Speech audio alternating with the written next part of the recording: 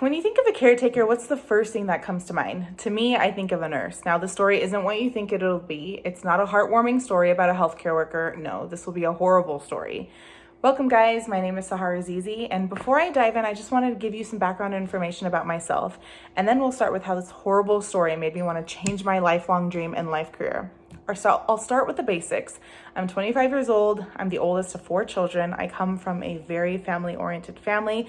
Growing up, my title used to be big sister, babysitter, caretaker, tutor, second mom, and sometimes the reason why my siblings always wanted to be the only child. When I was younger, I loved going to the hospital. There was something about the hospital atmosphere that I really enjoyed. Every time a family member needed to go to the hospital, I was always the first to volunteer to go with them. I remember my aunt once asked me, "Why do you want to go to the hospital? What kind of child wants to go to the hospital at this age?"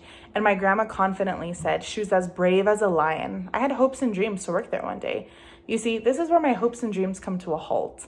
I want to start by telling you about how these hopes and dreams take a turn for the worse in my favor.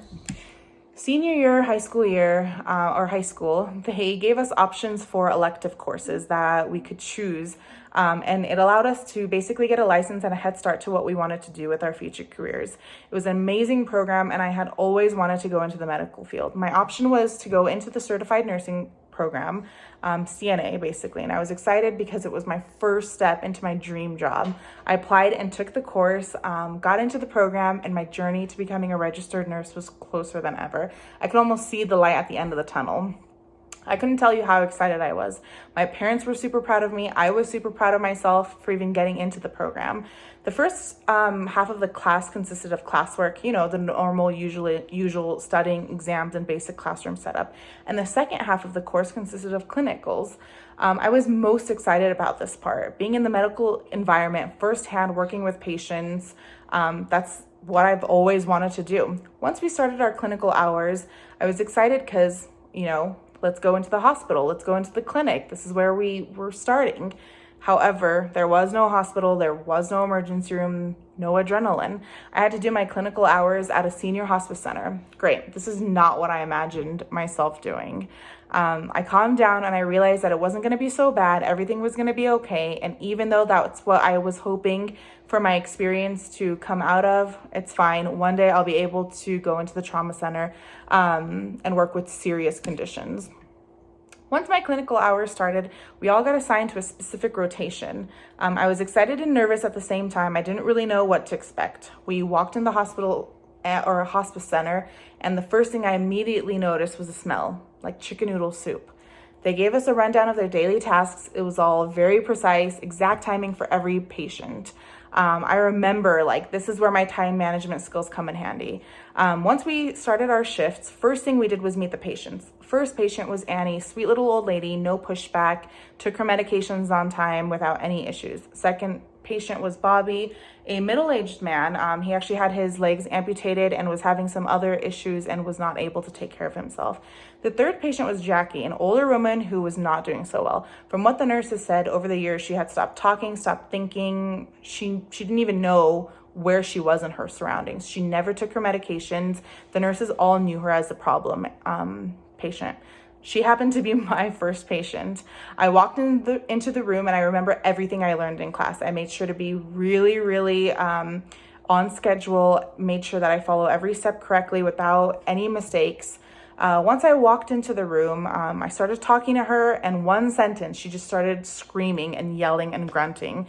I remember I was terrified and I didn't know what to do. The nurse automatically assured me, "Don't worry, everything is going to be fine. Go ahead and start."